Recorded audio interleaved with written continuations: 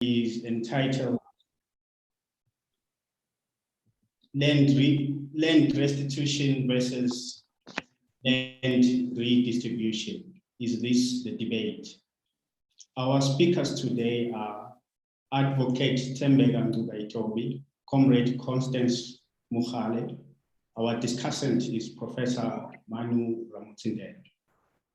Both our speakers and the discussant are experts in the South African land question. Our webinar is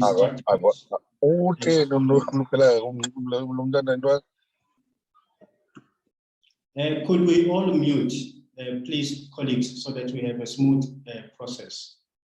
Thank you. Our webinar is structured as follows. The first speaker is Advocate Tembega Ndugaitobi, followed by Comrade Constance Mukhale. Each speaker is allocated 20 minutes, followed by another 20 minutes of reflections from our discussant, Prof. Manu Ramutsinde. And then we will open up for an interactive discussion for 30 minutes. Our first speaker, let me just double check if he has been able to join us. He was on the road.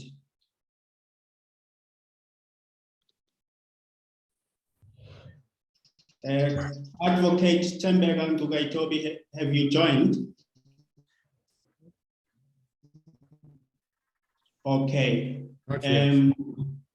I think let us go to Comrade Koni Mukhale to go as the first speaker. And then when Advocate Tembega Ndugaitobi joins us, then he becomes the second speaker. So over to you, Comrade Koni. Thank you, Dr. What? Oh, thank you, Dr. Ngubane, and thank you again for giving us this platform to debate this matter, which is obviously next to all our hearts. So I think my constituency and the rest of the world were disturbed by the this advert, whether we want to make it either restitution or redistribution. And for us, we think Section 25 should be used to push for a meaningful, holistic land reform program, which will cater for all these three legs, which is restitution of land rights, the redistribution, and the communal land tenure, to make sure that these things are holistically. So just to give a background, because I thought I was going to come after Advocate Ndugaitobi, who was going to be clear on the background around these three legs of land reform. So the Restitution of Land Rights Act was passed and was met with great applause in 1994.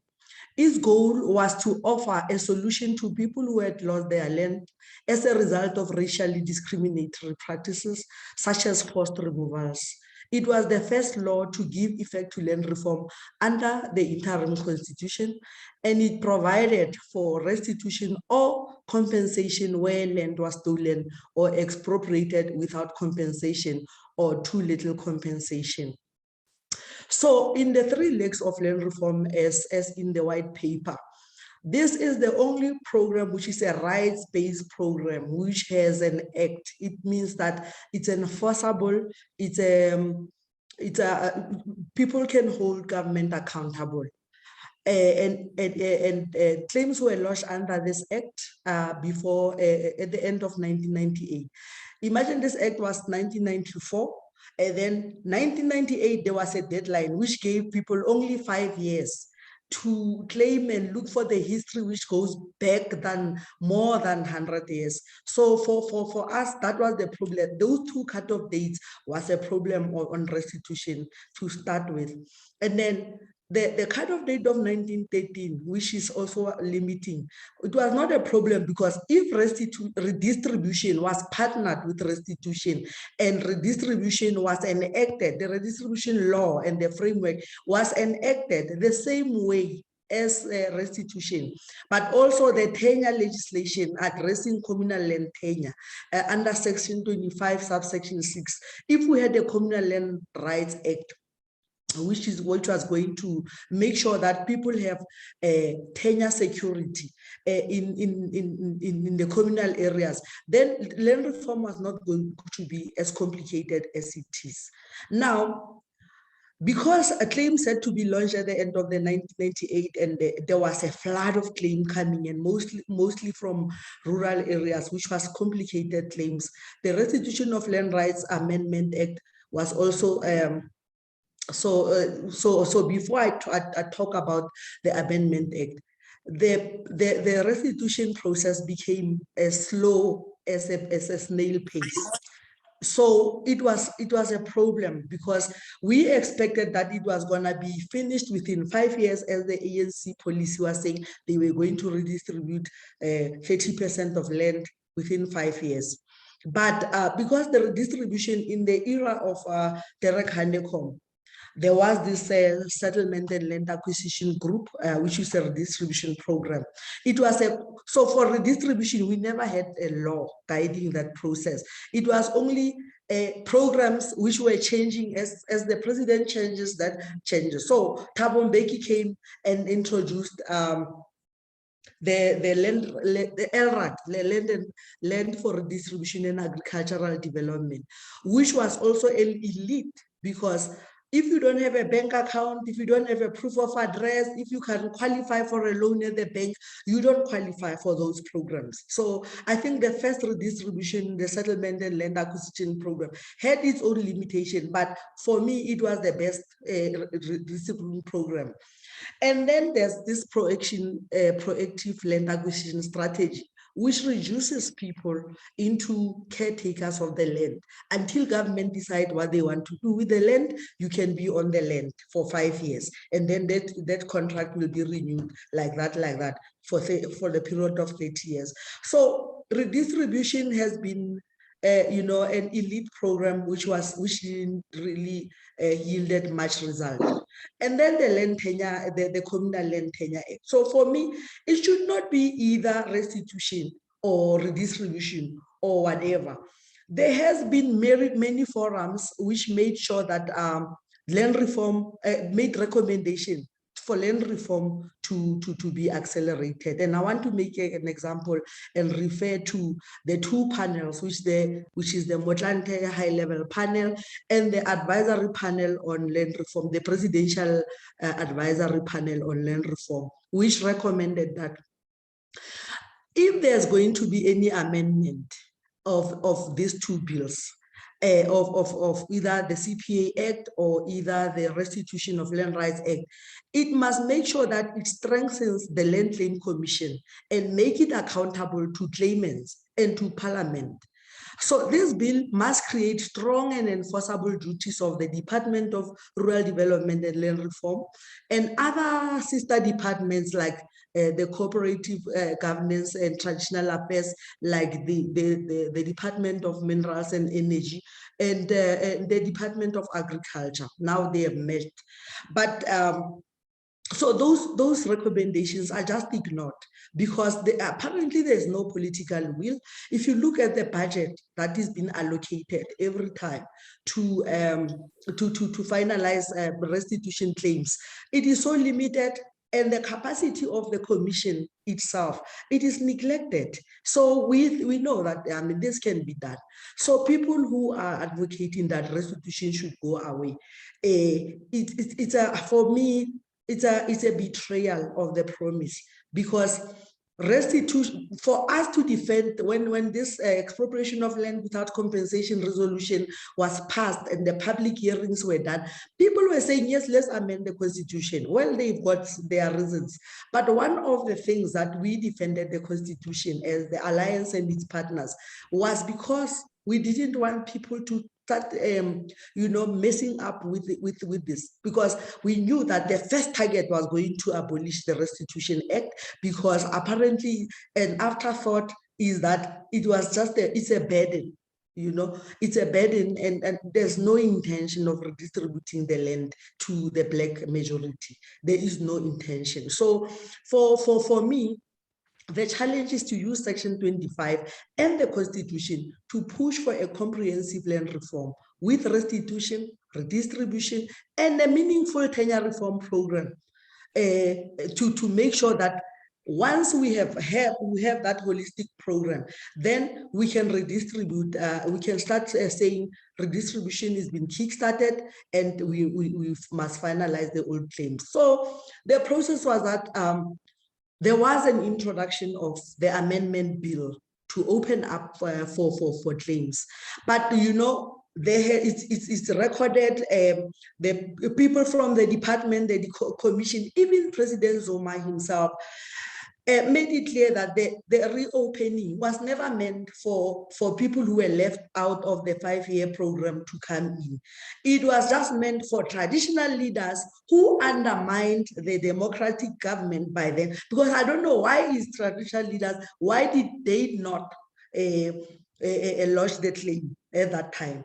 Now it was just to open up for them to come and make claims. So for Lamosa, Nkuzi, and Afra, and the Popela community and Maguleke community to oppose the amendment bill in court was not because we don't recognize that Black people were left out of the process, but it was because of the fear that there was going to be overlapping claims which are about to be resolved are going to be reopened again, because we know that the communal property associations were the ones who lodged the claim, and now they are the ones who are receiving the land through restitution. But now the traditional leaders, they feel left behind and they want to come in. And I'm not saying all traditional leaders, I can make an example about progressive traditional leaders who have lodged the claim during the period, or who have supported the process of lodging the claim. But now there was going to be conflict because they needed to finalize the first batch of claims before they can reopen for the new ones. And when this Constitutional Court announced in favor of Lamosa and others, it didn't mean that people who lodged the claim under the new Amendment Act, those claims will be dismissed. They were just frozen, so that they must finalize the last batch, the first batch, and then come with this one. But now there is been criminalizing of Lamosa, that land reform is not happening because Lamosa took government to court. No, land reform is not happening because government doesn't have political will to do it. And people who think we love protesting, we don't love protesting. We are being forced into a corner to protest. We want to work with government in partnership, but we think now we don't have government anymore. We don't have government because our government has just turned a blind eye to the sufferings that people are going through. In the claims that they brag about finalizing all these claims, there's only 7,000 claims. If you look at the problems within those finalized claims, I want to make an example around my communities. So people who got the land through restitution, it has been taken back again. In Goedgevonden, for example, we fought for our land. Even before the Restitution of Land Rights Act was promulgated, we fought, we went forcefully into the land.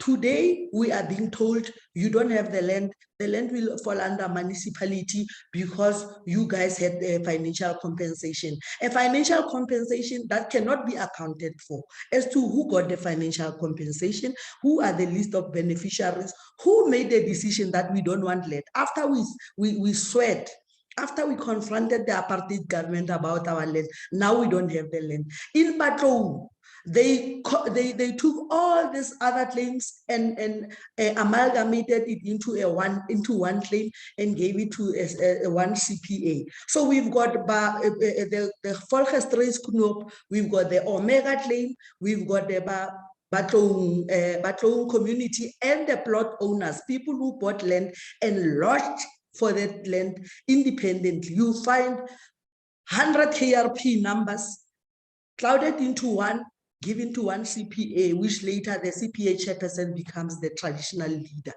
So our government is really going down into and now for anybody, because also I don't want to put blame on government only. I want to put government on the blame on even academics, even the corporate lobby.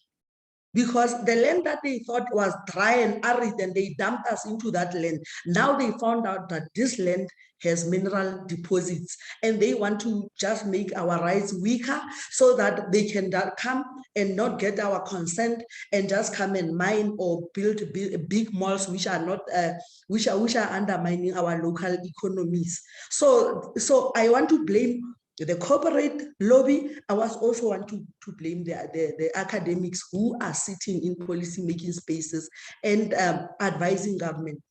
So all these talks up around doing away with restitution claims. I know that it is not only government which said that. There's a lot of academics I listen to saying restitution is going to take 1,000 years, whatever, with the current budget. Yes, but realistically, with the current budget, they might have a point. But do we have to go that route? What is it that we can look at and interrogate and say, where are the pressure points? Where are we going wrong? And rethink and reimagine and make sure that everybody says tenure security is secured. We have, it's Mandela week this week, and he said things like never, never, and never again. How do we make sure that never again shall a Black person be removed from her home or his home because of somebody somewhere has found interest in this land? And why is the lens, the focus on land that is occupied by people and not on the private land? So for me, I think we really need to look at a wealth of knowledge and recommendation that came out of the two panels, the Land Records Act, the making sure that we strengthen the commission, or maybe we just overhaul the commission and build a new structure which is going to make sure that the redistribution of land is happening, restitution of people who lost rights. And when we talk restitution, we don't talk land only, we talk land, and it's also other resources, because for you, we need land so that we make a livelihood. So for you to make a livelihood out of the land, you need that post-settlement support. So for me, it should not be either or. And well, I think it would be evident as well as who's mandating who, because people who are talking in the corridors of power are not listening to what the masses are saying, and for that we know now that we don't have any representation. But I just want to appeal and to make a pledge that we need to make sure that we finalize restitution claims. A child which was born in 1994, today is over 30, and he's also on the queue to get some piece of land to do something. So, we're going to pay a hefty price for delaying this process. And I want to stop there. Thank you very much for giving us this opportunity. Thank you. Thank you very much, Comrade Connie, for your insightful presentation. We are glad that Advocate Thembeka Ngcukaitobi has been able to join us. Thank you so much for joining. Thanks for your time. The floor is yours, Advocate Thembeka Ngcukaitobi. Thank you. Thank you very much. I apologize for the late start. I basically just mistimed my capacity to drive through the Johannesburg traffic. So I got into my office 3 minutes after the 14:30 deadline that I had put for myself. Nevertheless, I am now here, and I'm very pleased that you've invited me to this. And I'm also very pleased that you've asked this question about where is the future for land reform.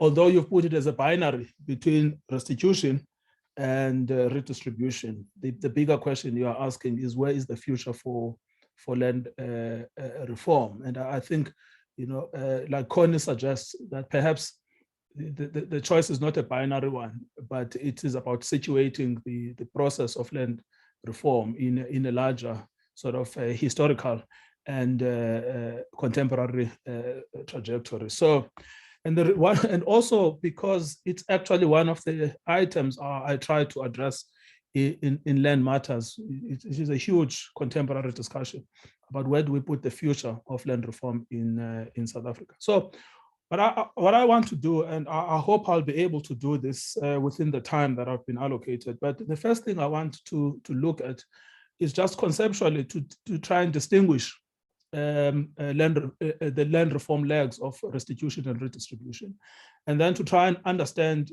restitution in terms of its historical origins and what it was intended to address, and then to look at the constraints underpinning it and whether or not it can achieve what the original idea was, and then to look at what redistribution means and perhaps where the likely goal for land reform post the failed constitutional amendment, which actually never had a prospect of succeeding. So let's start with the conceptual distinction so that we know what we are talking about. So land reform under the Constitution, under Section 25, and I think we've trotted through this terrain before. We now know that Section 25 was at least intended from the liberation movement perspective. It could be that from the National Party perspective, it was perceived differently. But from a liberation movement perspective, Section 25 was intended to be the engine for the transformation of property relations. And land was situated as part and parcel of this property that had to be transformed. And what this transformation had to basically do, it was to transfer property that was illegitimately held by the white population in South Africa to indigenous owners of the land. Although the Freedom Charter did not limit its scope to indigenous origin, essentially finding South Africa belonging to all who live in it. And so the focus of the Freedom Charter was residence as opposed to indigeneity. So the engine was Section 25. And how did that happen? It happened through 3 identified programs in Section 25 of the Constitution. The first program is restitution of land.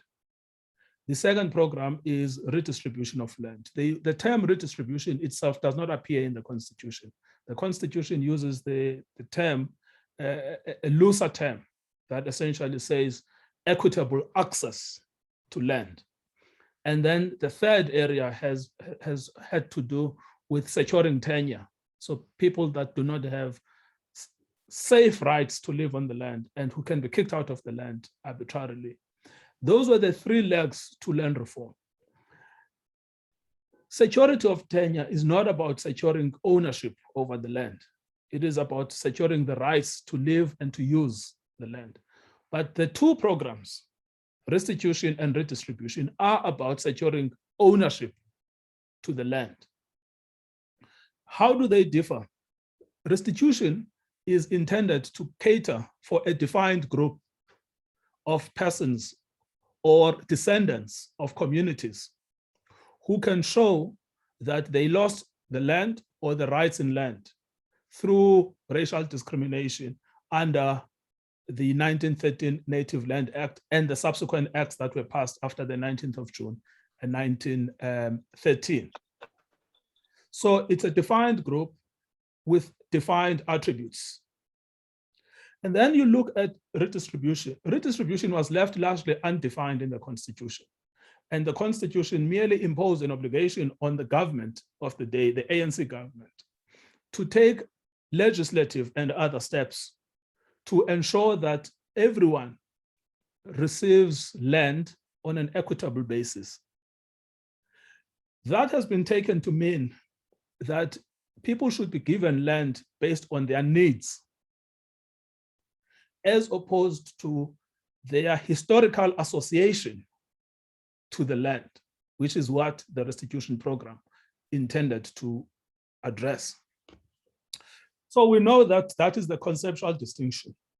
Why then did the ANC adopt the restitution program?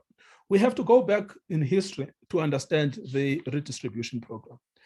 The first is, what was the land situation as at 1913, when the Native Land Act was being debated in Parliament by people like Herzog and people like Sawa. So we know the figures from the 1916 Native Commission report, where the allocation of land was given to the natives. In the Cape, natives were allocated 8.4%. In Natal, slightly higher, 22.8%. In the Transvaal, 3%. In the Free State, less than 1%. And this was then the national figure of 8% of the total land surface. South Africa, we must remember, is 123 million hectares. And so that act solidified the racial distinction in the allocation of land. Obviously, there was a paradox because the act also allowed the Governor General the power to enable native people to acquire land. So some native people, Black people, were able to buy land, particularly between 1913 and 1936, to acquire land in their own names. But many others couldn't acquire land in their own names, and they had to go via the system of trusteeship, whereby they would ask a missionary to buy the land and essentially to keep it as syndicates, and some were buying the land as tribes. So that by the first amendment, the first big amendment to the 1913 Native Land Act, and you must remember that act was intended to be a transitional act. It was when the Union government was trying to figure out the land situation in South Africa. It passed this act and it thought it would be a transitional piece of legislation. And in the meantime, it would appoint a commission, and the commission would then figure out what the permanent land scenario would be for the country. That obviously never happened because the Native Land Act was only scrapped in 1991. It became permanent, even though the intention was to make it a transitional piece of legislation. And so the big amendment came in 1936, basically with the addition of new native territories. But that was not a significant change because it only added about 4%, which moved the figure from about 9% to 13%. So the official land policy was to confine Black people in the reserves and to leave out the larger agriculturally productive areas to what they referred to as the Europeans at the time. So that's the first understanding to the background to the Restitution Act. Now, the effect then of the Native Land Act was profound. Now that you have allocated the country into natives and Europeans, the practical situation in South Africa was not segmented because Black people were everywhere. So they had to be pushed out of areas that had been assigned for European occupation, right? Initially, they had to be pushed out under the Native Land Act itself. Later on, they had to be pushed out under the Group Areas Act. The first version of it was in 1950, and the second version was in 1966. So what we know is that out of the consolidation of the Native Land Act and the two Group Areas Act provisions, we had this category of persons that Cosmas Desmond refers to as the discarded people. There were approximately, by 1983, when they did the statistics, 5.6 million victims of the Group Areas Act, the Natives Land Act, the dispossession. And so that is the group of persons that the Restitution Act was intended to address. It was intended to address the concerns of forced removals. So that number was fixed in time, and it was known because it was about restoring land rights. Restoring land rights to persons who lost them between 1913 and 1991, when that act was scrapped. But that number was fixed through the phases of the forced removals. So the big issue about the restitution program is it was a program designed to fix the problem of forced removals. And from the beginning, that number was always fixed. It was not a program intended to fix the problem of land injustice and landlessness. And that is why, and I'm moving to my second big topic, that is why between 1992 and 1995, when the Restitution Act was passed, the ANC's thinking about land reform was firmly located in redistribution. So if you look at the three big pieces of intellectual output that the ANC produced, the Ready to Govern document, 1992, the Guidelines for the Bill of Rights, 1991, the RDP document, 1994. Those three pieces of legislation, of intended policy or intended legislation, their focus was that the engine for land reform is going to be redistribution. Why? Because at that point, the thinking was that the problem of land injustice or land hunger or shortage of land is not going to be addressed by restitution, because restitution has a captive, quote unquote, market. It's going to address the problems of at most 6 million people. And then it will leave the country still land hungry. And it will never address the problems of colonization, which is the basis on which African people are still land hungry. But there was a change. There was a change, definitely a change in emphasis, change in policy, change in focus. Once the ANC pushed through the interim constitution and it passed the legislation, the Restitution of Land Rights Act in 1994, its focus shifted from redistribution as the engine to restitution. And it almost completely forgot about redistribution and focused all of its energies on restitution. Now, restitution, as I explained initially, could never address the problem. The intention of the ANC was that by 1999, and this has been trotted over and over again, it would have received 30% of farms, not through restitution. That target was not a restitution target. It was a redistribution target. The idea that it was going to take 30% of farms from white farmers to black farmers in the first 5 years was a redistribution target. We now know from the experience that that redistribution target during the Mandela regime was completely missed by far, because the outcomes of the assessment of that first 5 years showed something around 7% of redistribution. Why? And that is the third argument I want to present. So why? The first one is that the ANC bought into willing seller, willing buyer, right? In 1996, the ANC won a major constitutional victory when it got Section 25 not to endorse market-related compensation and not to endorse a market-based approach to land reform, but to focus on an equitable-based approach to land reform, a major constitutional victory. And the intention was that the entire trajectory for land reform would be based on equity and justice, and it would not be based on the dictates of market fundamentalism. But in 1997, the ANC in government now passed a land policy. And that is where there is a start now of this shift towards market fundamentalism.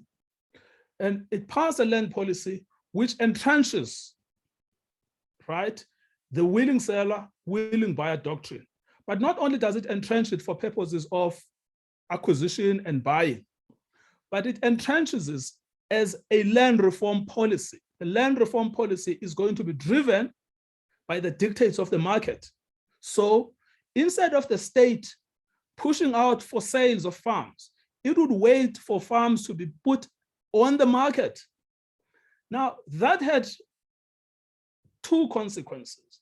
The first consequence is that it made land too expensive, because land, even for land reform purposes, was being sold according to the dictates of the market. But it had another political consequence, right?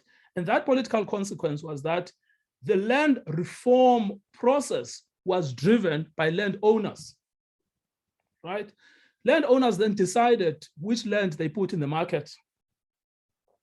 They decided how much they put the land in the market for.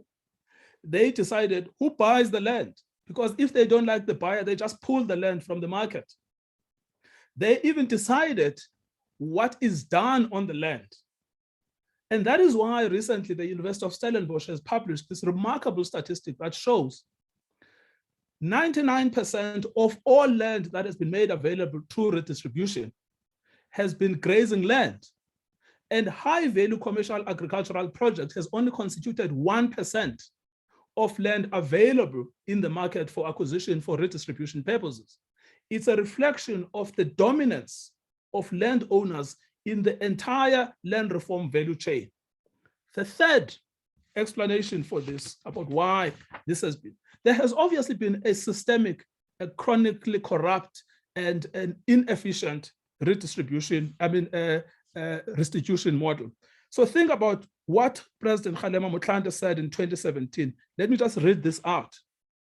It said, despite the cutoff date being 1998, there are more than 7,000 unsettled claims and over 19,000 yet to be finalized old order claims. And then it says, it will take up to 35 years to finalize all order claims, 143 years to settle new order claims.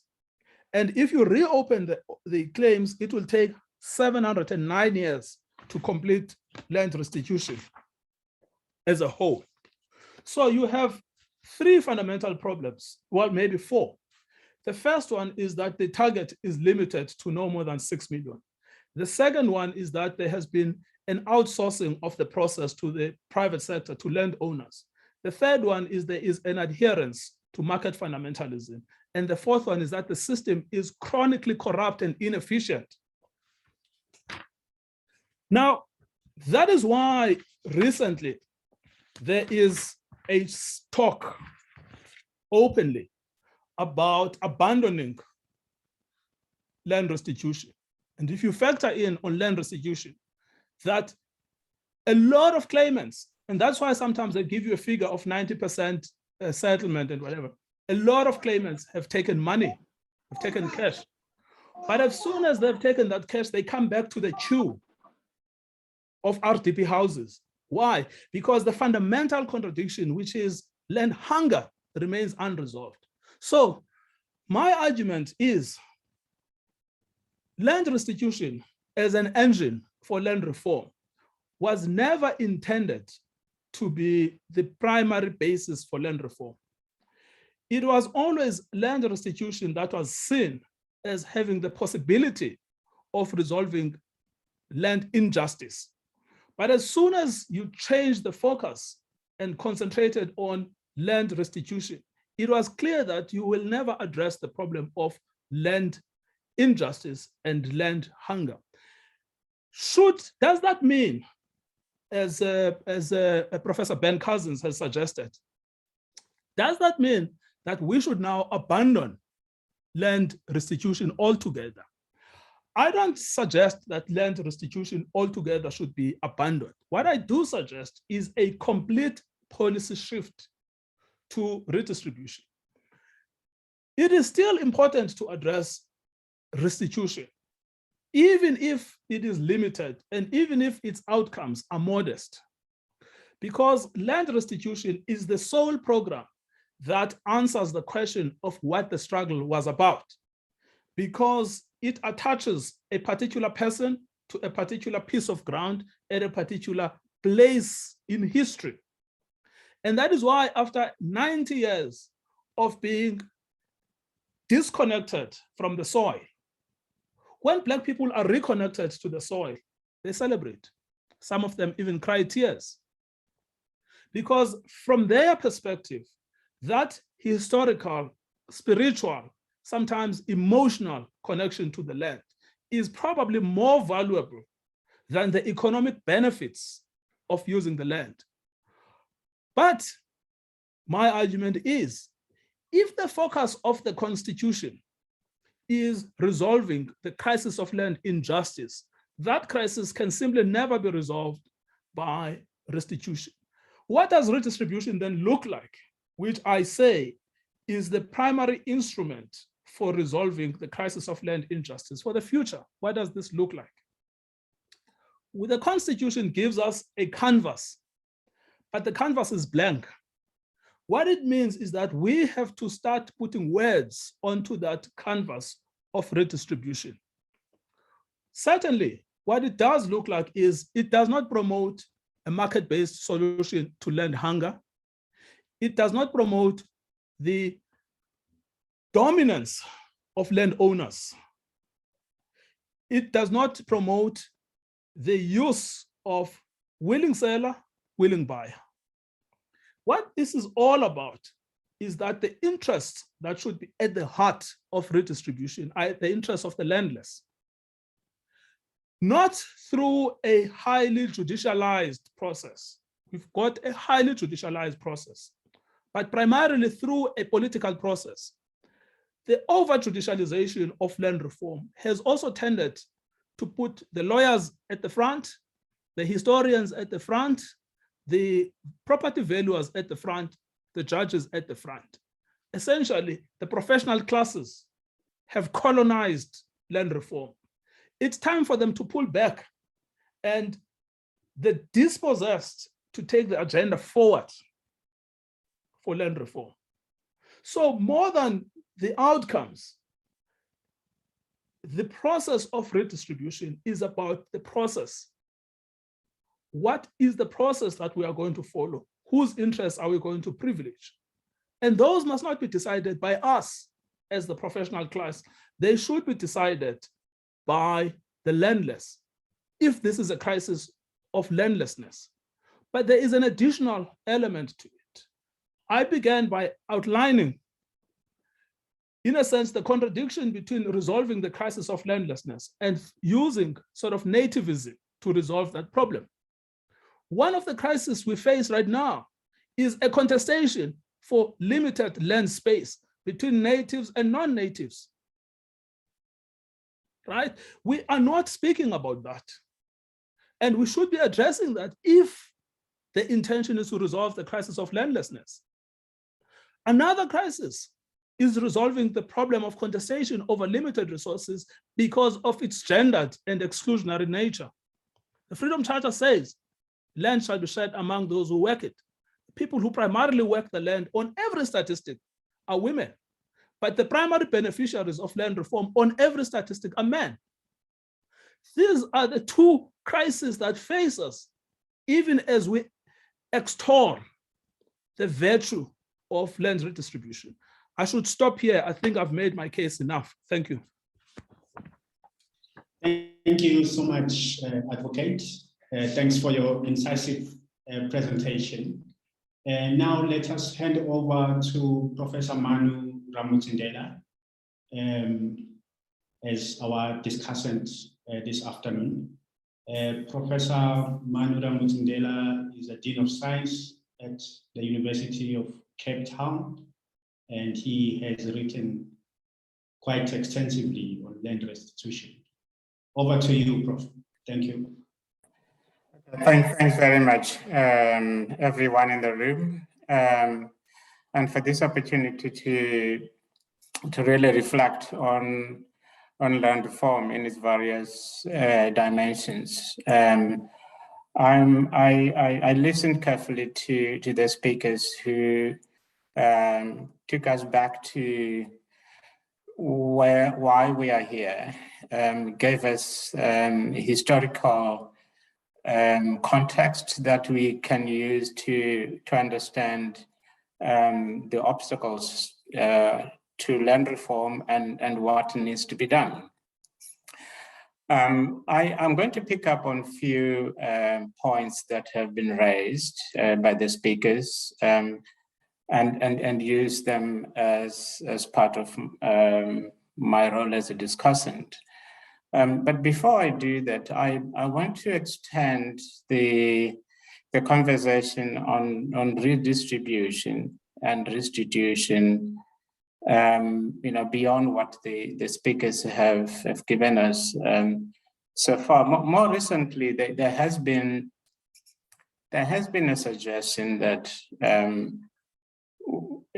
programs such as restitutions are, by and large, placing the burden on the individual, the farm owner, white farm owner, in this context, to pay for the sins of their fathers, to redistribute the land to the landless. And what needs to happen, perhaps, and this is what people who advocate for this view suggest, is that we should be redistributing wealth and not necessarily redistributing the land, because some of the land can't be used for anything.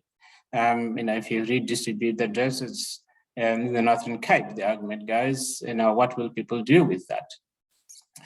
And the narrative is quite complex in the sense that it brings together what governments should do to solve some of the societal problems that we face, hunger, landlessness, joblessness, and poverty by and large. And the suggestion being made is that we should be redistributing the wealth to solve the problems that land reform is trying to solve. In other words, what land reform is trying to solve can be solved by land reform itself. It needs, these challenges require other mechanisms.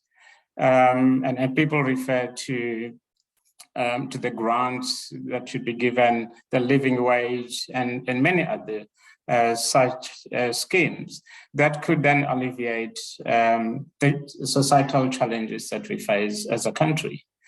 And that's what others are arguing with regard to land reform, and they are not necessarily saying that land reform should be abandoned altogether, but they're suggesting that perhaps what land reform is trying to do can't be done by land reform. It should be done by other means. So I just thought I'll bring this context, which is more recent and developing from different perspectives and disciplines as well.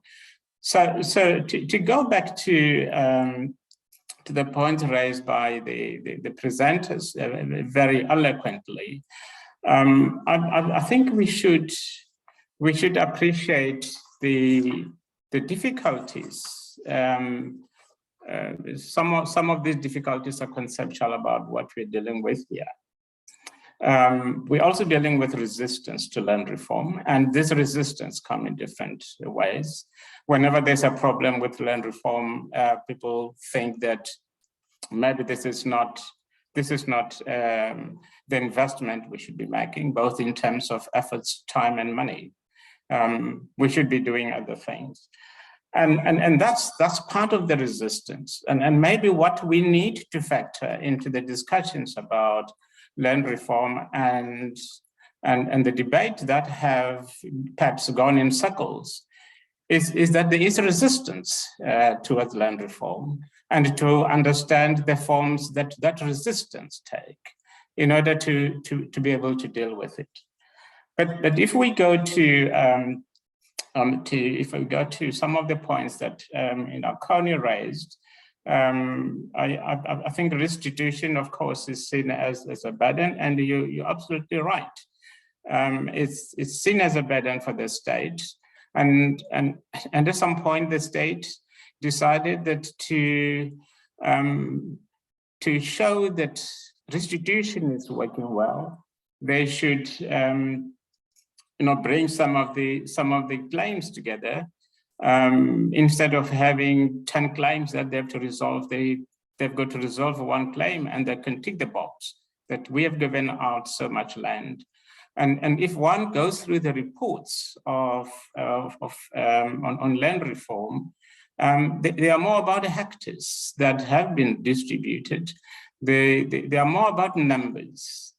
And so there is also an element from government to try to show that it is successful.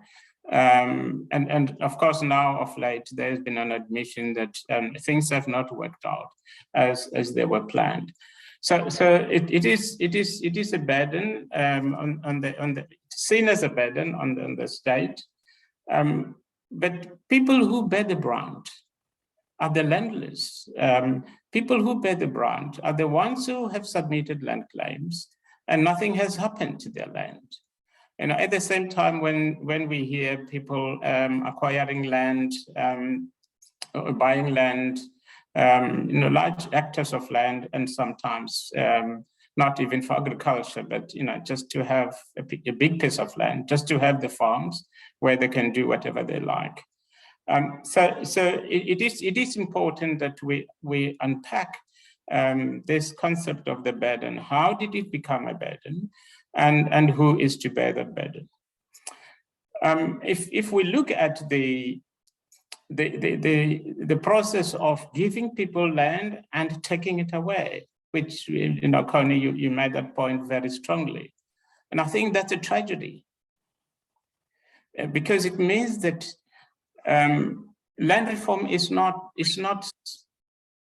land restitution is not happening so much because there isn't enough or sufficient resources or financial resources to buy out the land that need to be redistributed, for example. It is an intention not to do so, because how can you give land and take it away if the process is meant to give the land to those who have been dispossessed?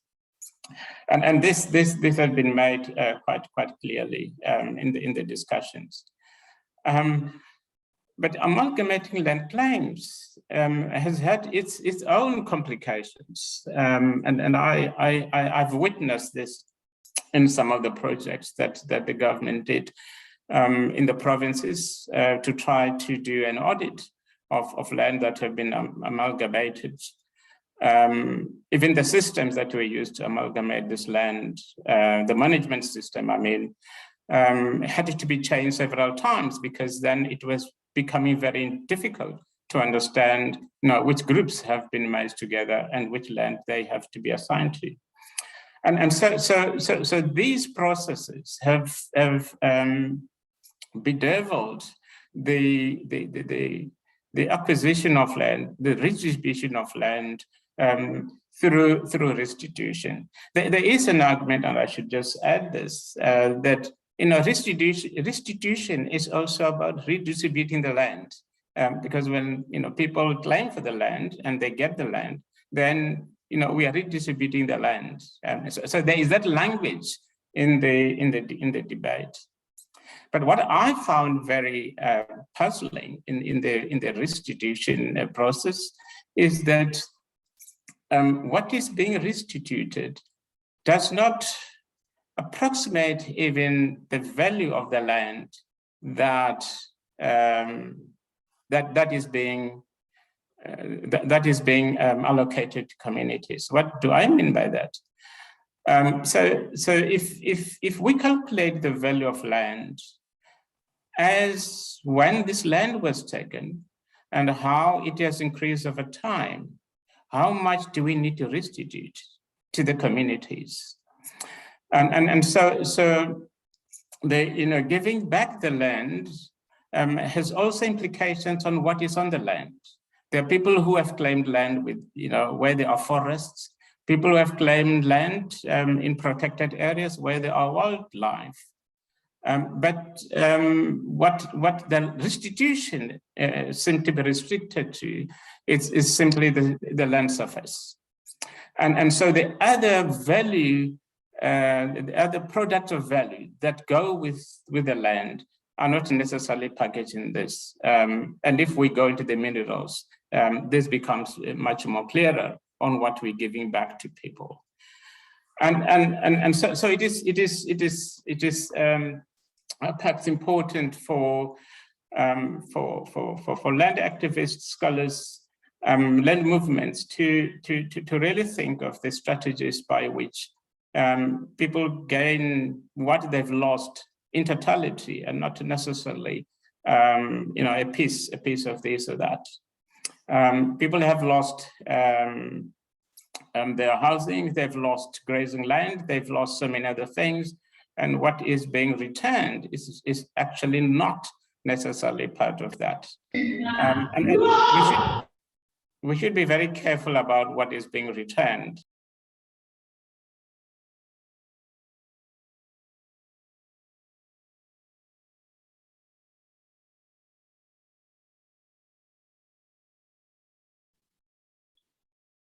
Excuse me, Prof. You are on mute. Please kindly unmute yourself, and please repeat what you just said. Please just repeat. Yeah. Can you hear me now? Yes, Prof. Please just repeat what you just said over the past 15 seconds. Thank you. Oh, okay. I thought you said 15 minutes. I'm so relieved. Okay. So I was sorry. I lost the train here of thought, but I don't know how I got muted. Let me just move my mouse away from me. I was saying, in the last few seconds, I was emphasizing the point that even with land restitution, we are not returning back what people have lost in totality. We are returning part of what they've lost, and not in the value that. Not in the original value of that land that they've lost. So that's the point I wanted to make. But let me move on to take some few points from what the advocate has given us. I like the conceptual distinctions that have been that he made, and the explanations of policy shifts. And of course, the argument that he makes about the need for policy shift towards land redistribution, because that is what was critical in the thinking behind Section 25, and of course that land restitution has got a very limited numbers of people that we're talking about, and of course this numbers were to increase. We're going to increase with the reopening of the restitution, and bringing on board the Khoisan people who lost land before 1913, and of course it was going to be a very complex picture.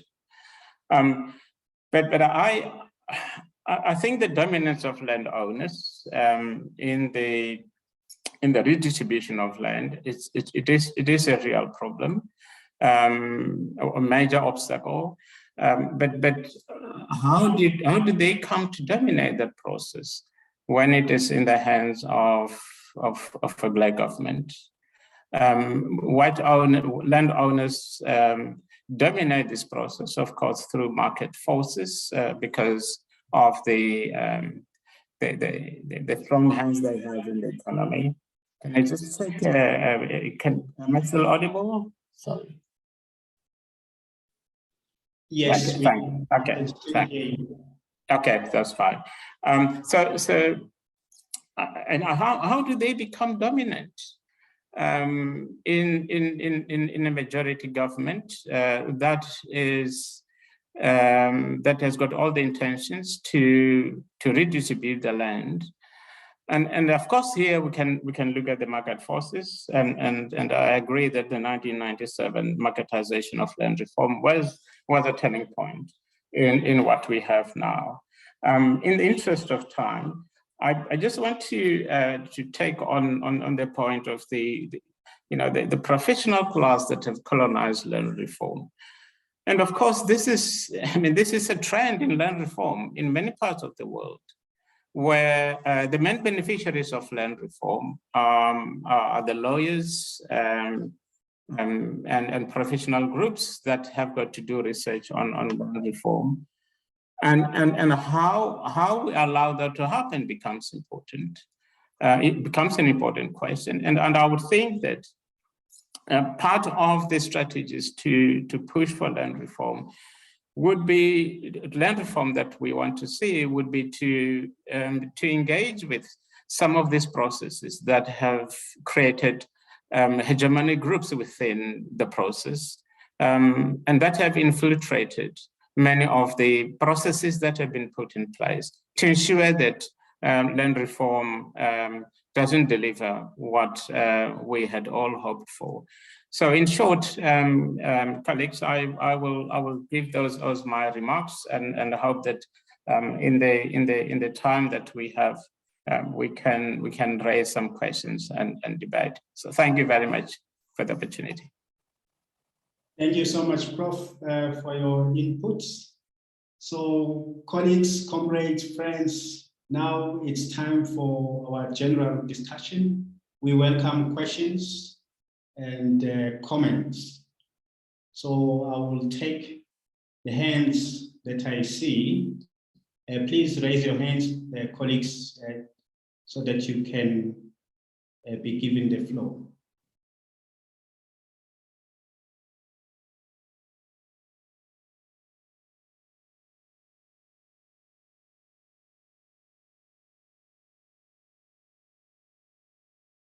Okay, I see a hand, 2 hands.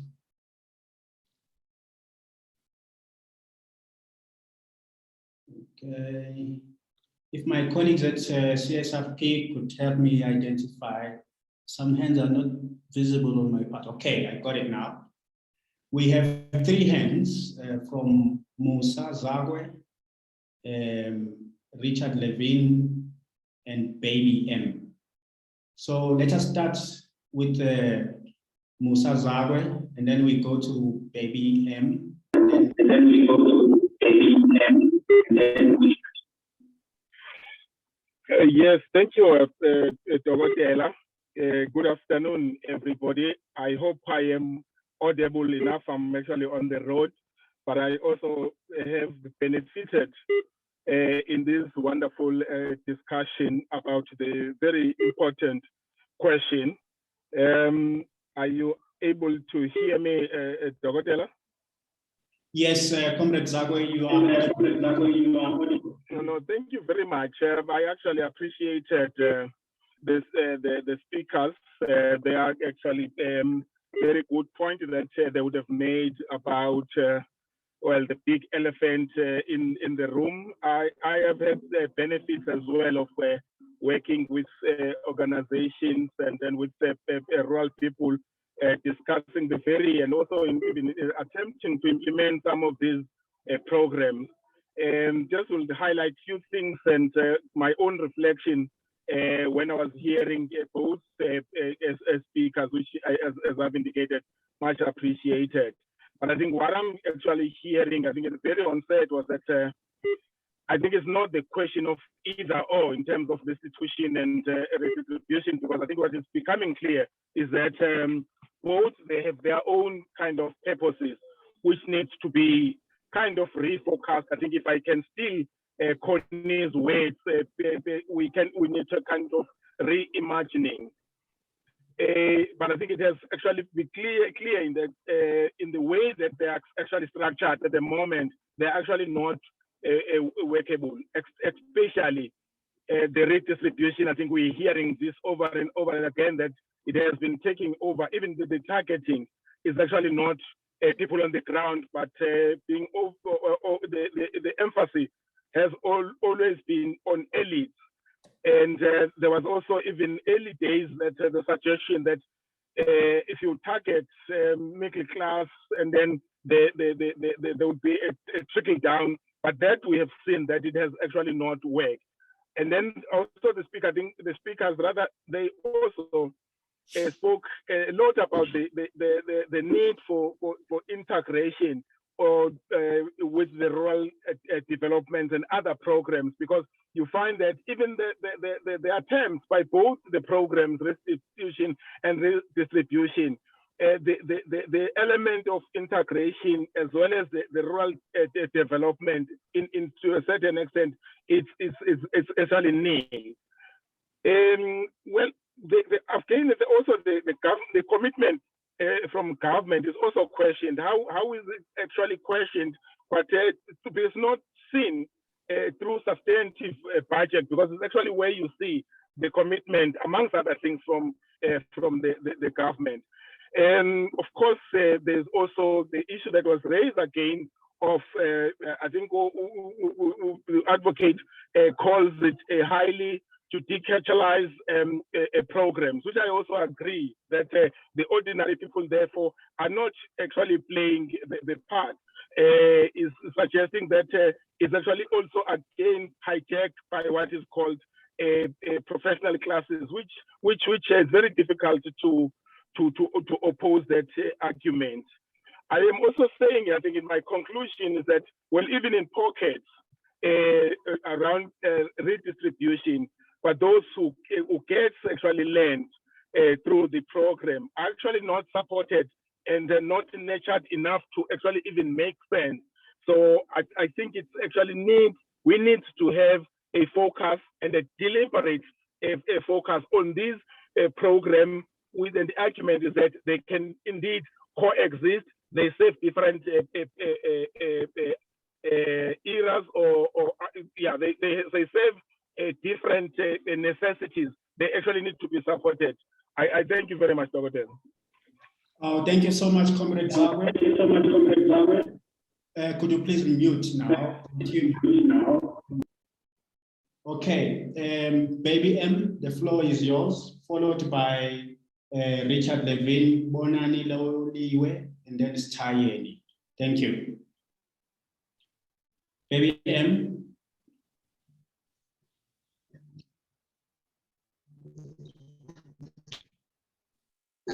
Good afternoon. Good afternoon. We can hear you. Please go ahead, Baby M.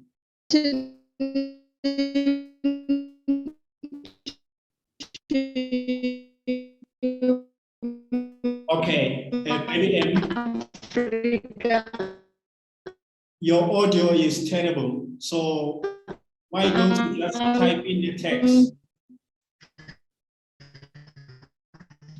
My worry is the professional classes are colonizing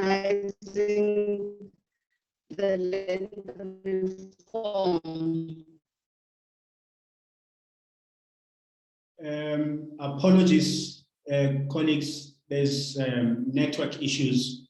We know we have an electricity crisis. Maybe Baby M is in a rural area. So Baby M, what I could suggest you could do is to type in the chat your suggestion or question. And if you cannot do that, find other ways, for example, through emailing our center so that we get exactly what you had to say. So after you, it's Richard Levin, then Bonani Loiwe, and then it's Taye. Richard Levin, 2 minutes, please. Thank you very much. I hope I'm audible, because I am currently in what I call the coal fields of hell, trying to liberate labor tenants in areas between Emalahleni and Middelburg.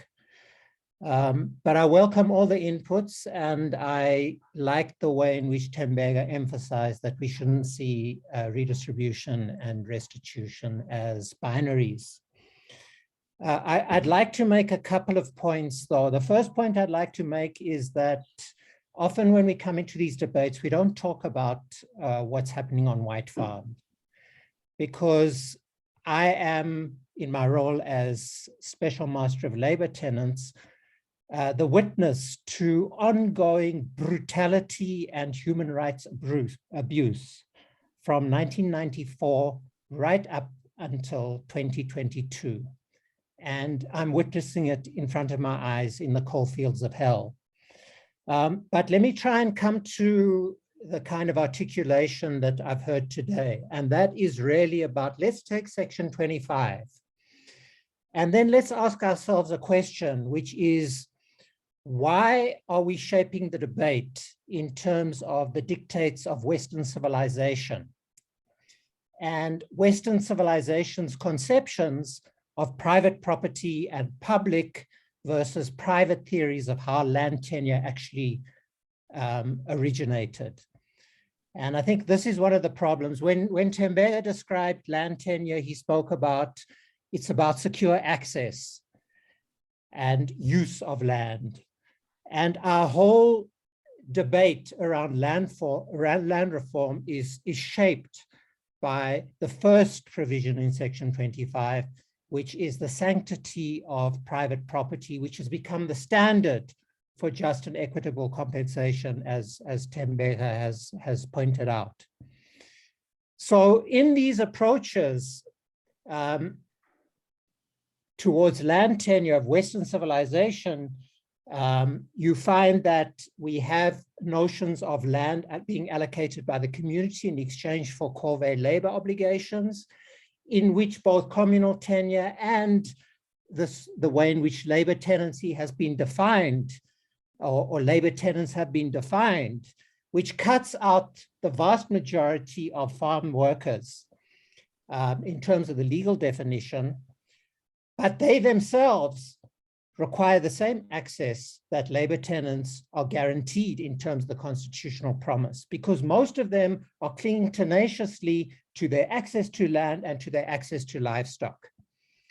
And then the other Western conceptualization is the individualistic scenario, which, as we know, evolves into private property through warfare, through imperialism and colonialism.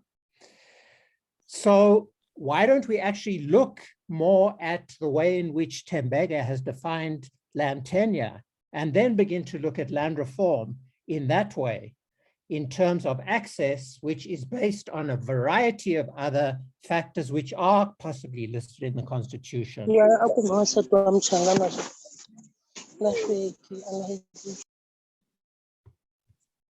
Christina Mdau, could you please mute? Thank you. So in a way, I'm saying, let's try and turn some of these debates on their heads to really look at how we are going to redefine access, ownership, and yes, distribution. Thank you very much. Thank you so much, Comrade Levin. Now let us go to Bonani Loliwe, followed by Stayeni. Thank you. Bonani, the floor is yours. Yes, good afternoon to everyone, and let me appreciate the submission made by the presenters. I am from the province program director, which is characterized by one side of it, which is the western side of it, up to the northern part of it, covered by private ownership as a main dominance of ownership, and part of its south and east up to northern east of it is what is called the former homelands. And historically, the south and east up to the northern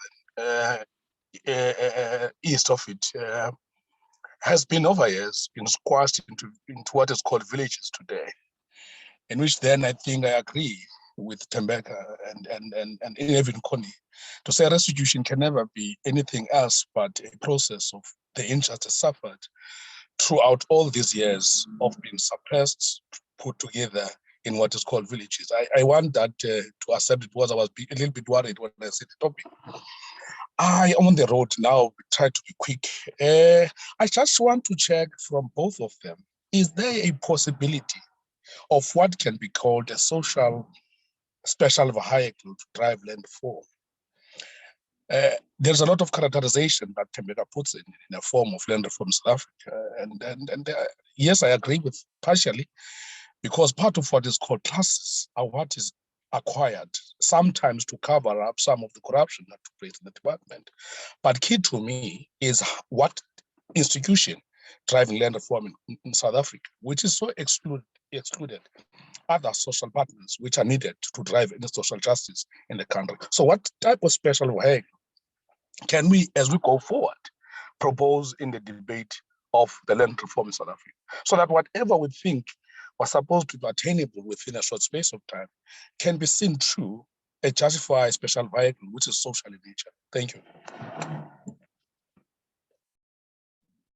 Thank you so much, Bonani. Now let us go to Stayeni. Stayeni, the floor is yours. Thanks, Dr. Ngubane, and thanks to all the speakers. Really great conversations so far. Just one point I would like to add, and it builds on Professor Levine's point about other aspects that we should be thinking about when we think about redistribution. And I want to bring the aspect of land use. And this is in relation to often when we talk about land redistribution, especially if we think about government policies on that, it's very much around a particular land use that is being privileged, and that is a more productivist kind of approach.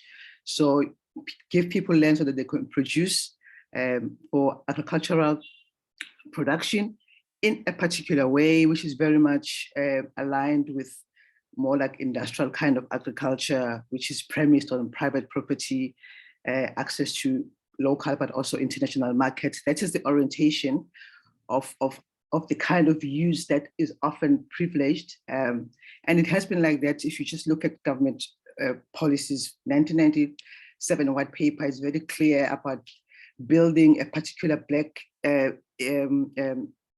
middle class farmers that would mimic the large scale kind of agriculture. And the challenge there is that if we think about the predominant large scale agriculture, which is predominantly white, and its history, it was built on, I'll just mention maybe three key things. First was cheap labor of black people, whether labor tenants or just farm workers, through disposition, as we all know. So cheap labor was very key in making the kind of agriculture that we have. So if you want to have the kind of agriculture, cheap labor is quite central. Number two, it was through state subsidies. The government was pushing in money into the kind of agriculture. Thirdly, it was regulated. We didn't, I mean, the open markets that we have now were not the order of the day back then. And it was mechanized. I mean, the mechanization started back in the 1930s and now is even more advanced. And the process of the outcome of that is that people are losing jobs on the farms. It's machines now that have taken over, and it's going to get even worse.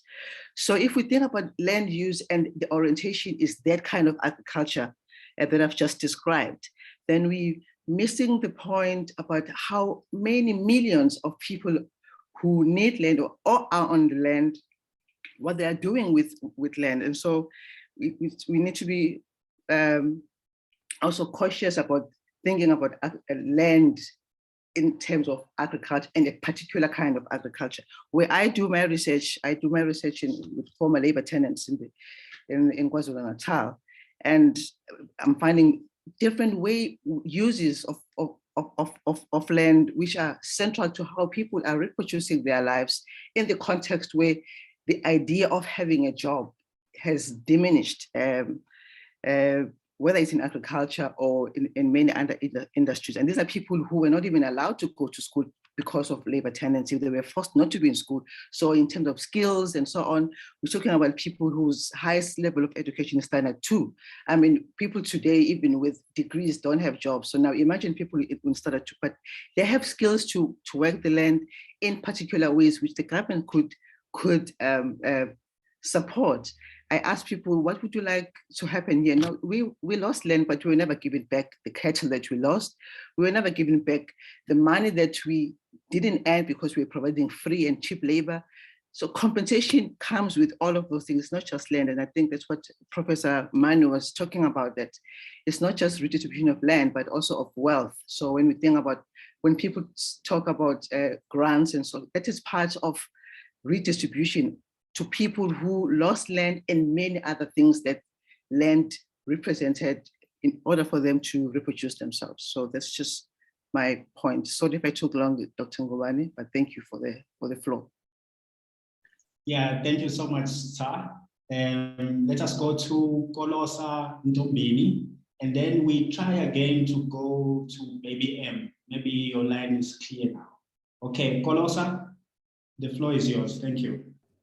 Hi, is it possible for me to post my question in the chat? I'm in a noisy area. I'll post it now. Okay, but you could try. We could hear you. Let's try. Okay. Then I want to follow on from the point from Advocate Tembeka that the 1996 version of Section 25 was a victory for the ANC. I think then that raises the question that what explains the market shift the following year in 1997. I wonder if Advocate Tembeka could speak more about this. In my thinking, I wonder if that victory was purely coincidental. Could it be that at an ideological level, the ANC was never in unison in its approach, that the more classical economists than Mbeki faction were always leaning to a market approach, but outwardly had this rhetoric access approach as a rhetoric to keep their voters healthy? I'm raising this because if we are not clear about the past ideological framing of the ANC, what does it mean about its ideological framing at the present? And what will that mean for these questions that academics and activists might be having? Okay, thank you so much, Kolosa. We could follow, and I hope the advocate picked up what you were saying, because it was mainly direct questions to him. So let us now see if we can go back to you, Baby M. Baby M, try again and see if we can get through to you. The floor is yours, Baby M. Good afternoon. My question was to the academics. Why is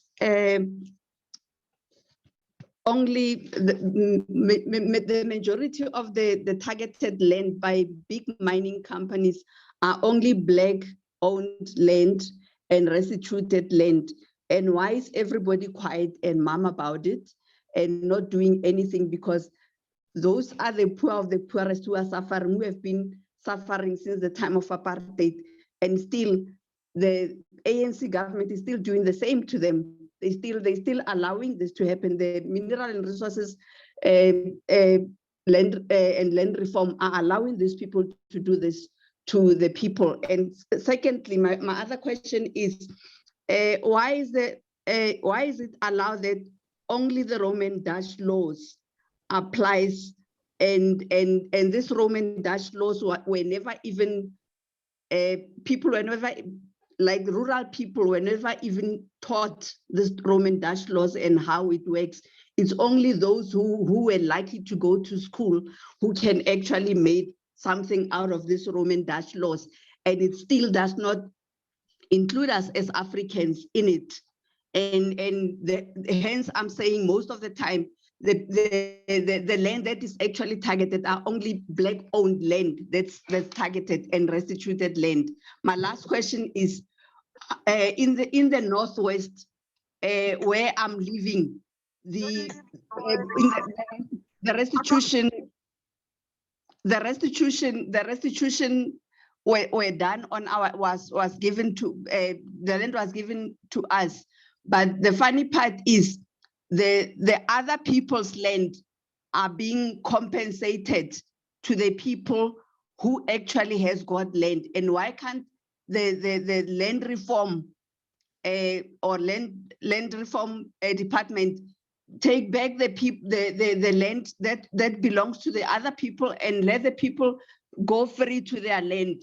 And instead they packing farm dwellers on the land that's actually being restituted. Thank you. Thank you so much, Baby M. I'm glad that you were able to connect properly this time. So, colleagues, we are going to allocate 10 more minutes. We've completely run out of time, but for the sake of conversation, we are giving you 10 more minutes for the conversation to go on. I would like now to hand over again to our speakers, as well as our discussants, to respond to your comments and to direct questions. And let us please start with Comrade Connie, followed by our advocate, and then Prof. Manu. Thank you.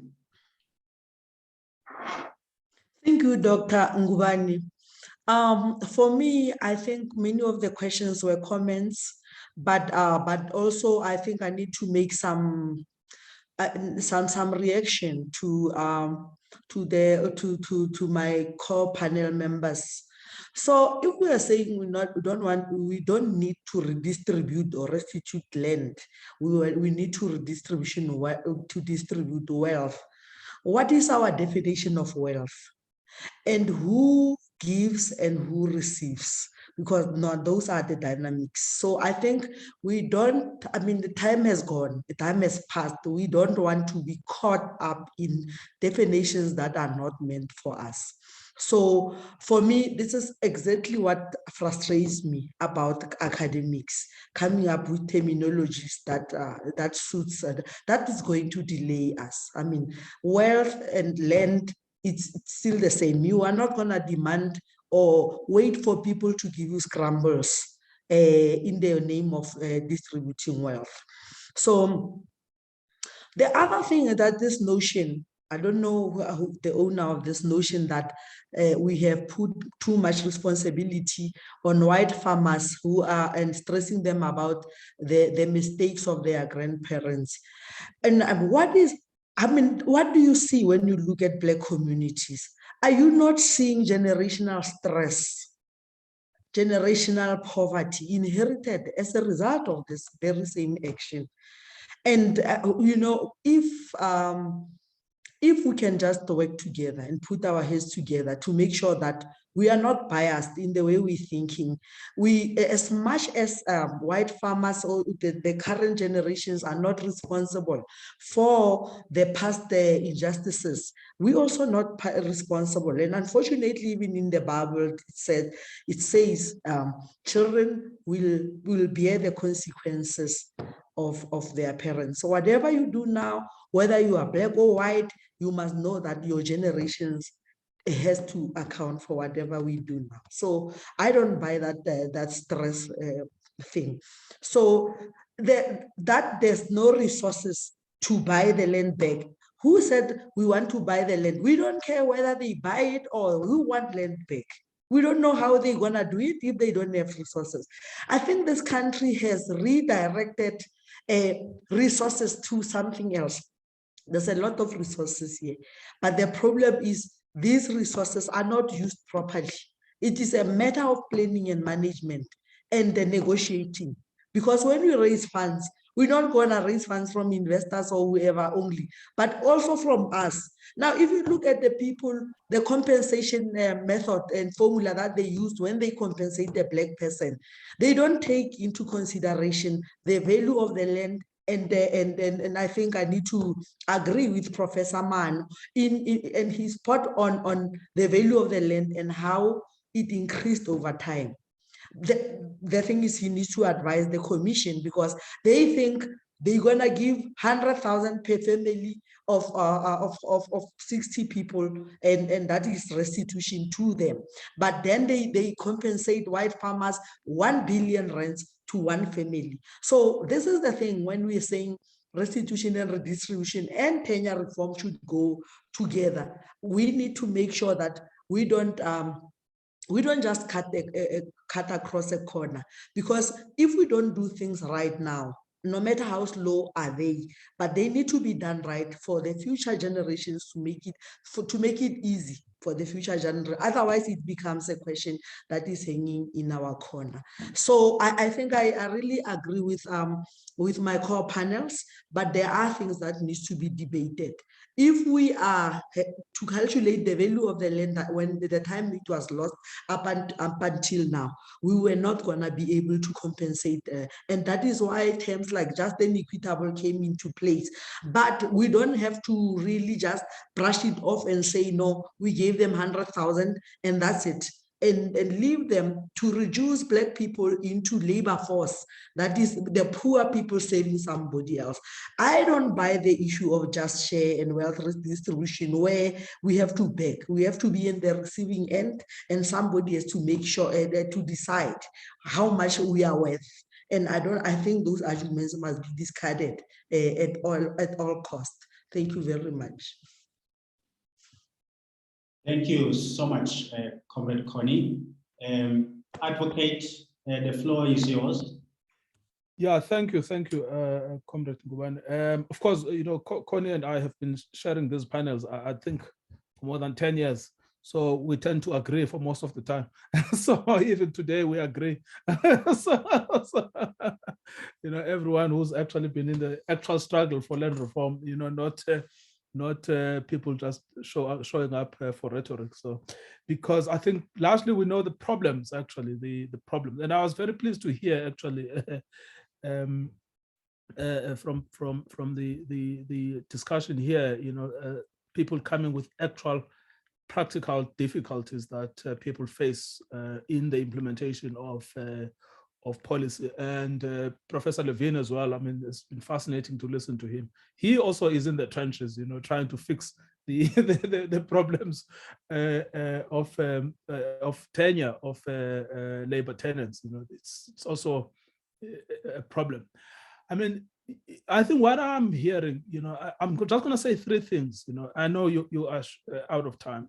I mean, what I'm hearing is that we are dealing with a broken government, you know, and it's incredibly difficult to implement any kind of like transformative policy if the institutions of transformation are broken. So we are dealing with a broken government. So question is whether you start by reassembling, you know, the sort of broken levers of government before you embark on a process. Because even if you have an excellent sort of a policy perspective, the problem is that if the state is broken, the likelihood of achieving the goals of that policy are almost nil. So that's one of the real crises of the last 15 years. It's been the gradual erosion of institutional capacity. And right now, I mean, I think, you know, 3 years ago, I was arguing that there is institutional incapacity. I really do think now that we are dealing with a broken government. Land reform is sort of a typical illustration of why the state, and it comes to land reform, is broken. They have cut down the budgets for land reform. They have lost staff in land reform. They have no policies for land reform. They have no legislation for land reform.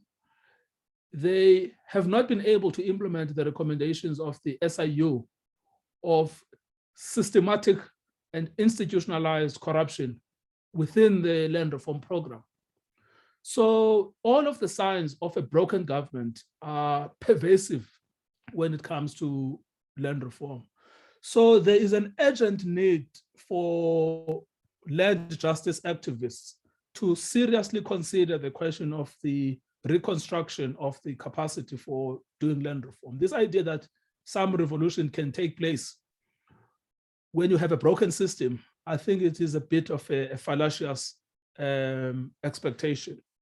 And that is why I really salute people like Richard Levine, who've gone into the belly of the animal, you know, and are trying to fix it from inside. But as more they do that, is the more they themselves are overcome by the extent of the crisis.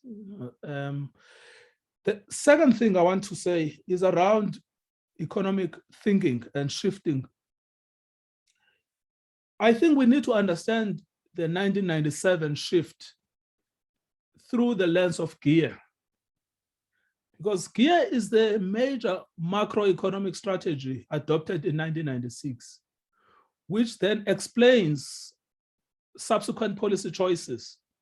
And if you read GEAR itself, when it comes to land reform, it goes back into market fundamentalism, as if they had forgotten that a couple of months before, they had just won a major victory in the constitution that's based on justice and equity. So it's really by looking at the 1997 policy through the lens of GEAR. And even though in the last 4 years rather, I mean, we've been wasting this time asking people, do you want land, do you want land? And then we say, oh, we've got this big referendum, everyone wants land. I mean, it's like, what were you fighting for? What was the struggle for? So even though there is a resurgence of new thinking, the bottom line remains that the government's approach to land remains a fundamentally market-driven approach. And that is what also needs to be disrupted. And then the last thing I wanted to say about this, I mean, I think this has been the key point I was trying to make, that the question is not a choice between redistribution and restitution.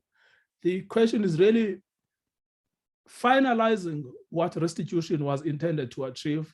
There are about 6,000 outstanding claims, but rethinking about land injustice and the obvious limits of land restitution, if the question to be addressed is a question of land injustice. I mean, Connie is right on this thing about, white people constantly telling us, well, let's think about redistribution of wealth. Well, the basis of wealth in South Africa is the land. And if they think that there's no wealth in the land, why are they holding on to it? Why are they not redistributing it if they think that it is worthless? And the explanation why there is so much resistance to land reform is because it remains the foundation for wealth. Thank you for the time, and thank you for coming, and thank you for hosting this. It's a very, very crucial discussion that you've started. Thank you so much, Advocate. Let us see if we can have now Professor Manu Ramotendela, your response to the questions and also to the comments. Thank you, Prof. Thank you very much, and fellow panelists. I think the comments are very useful, and they, I picked up the one on the redistribution of wealth, and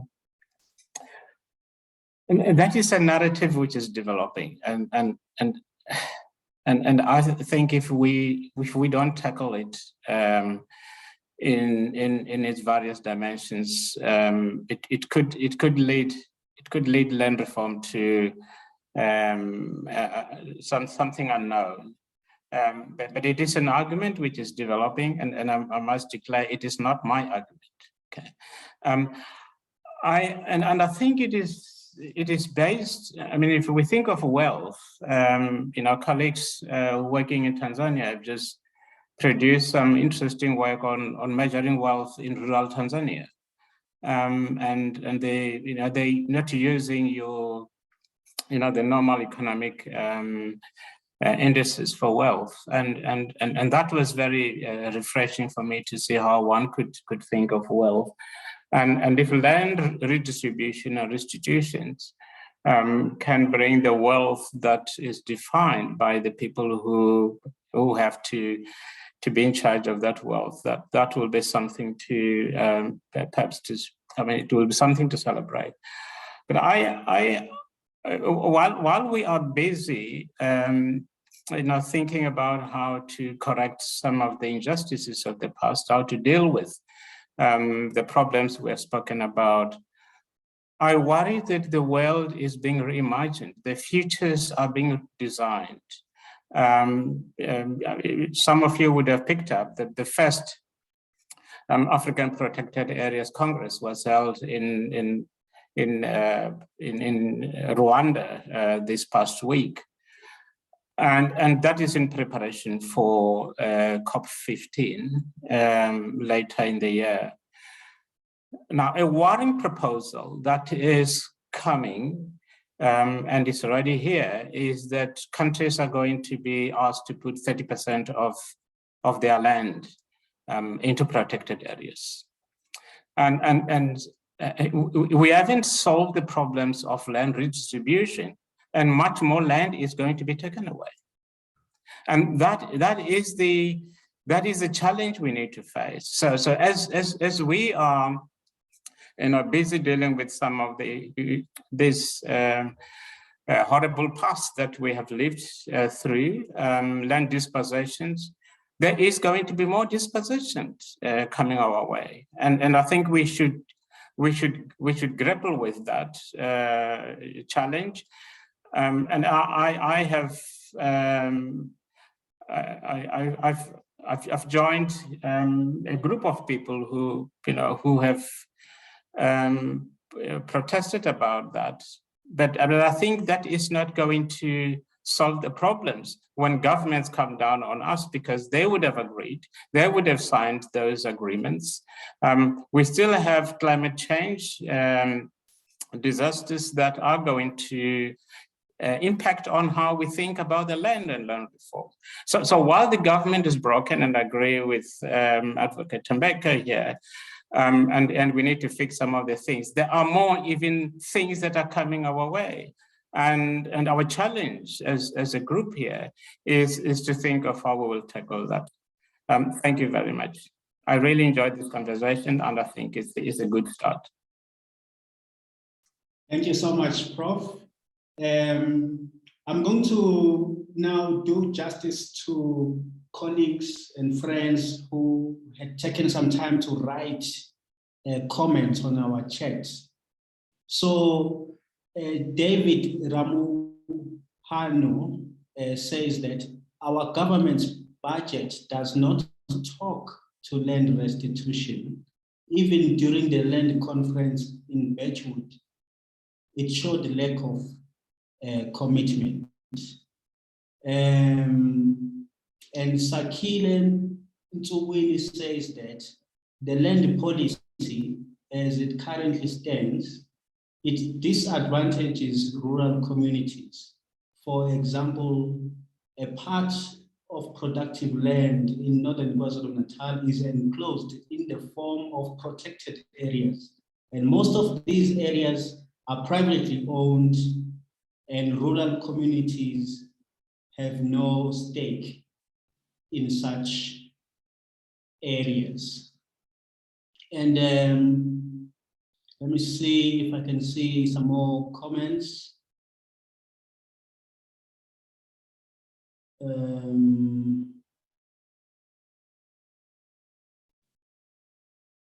Okay, let us end it there with the comments. Let us see if we have more hands.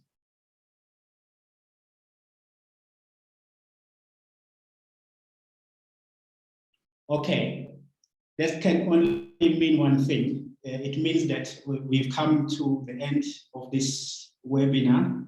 So on behalf of the University of Johannesburg Center for Sociological Research and Practice, and in the Department of Sociology, we would like to bring this to an end. And we also would like this conversation to keep going and gaining momentum. We know that part of our participants today are from different institutions in government, in the private sector, in NGOs. Please find those spaces in which to discuss these issues. And our institution as well, the Center for Sociological Research and Practice, is available to actually advance this debate.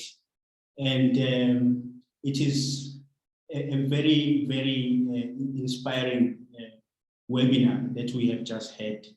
So I wish everyone well. with your work, with your careers in the near future. And keep well, stay safe, and keep warm. Thank you very much. And also thank you very much to our speakers. Thank you so much for your time. Thank you.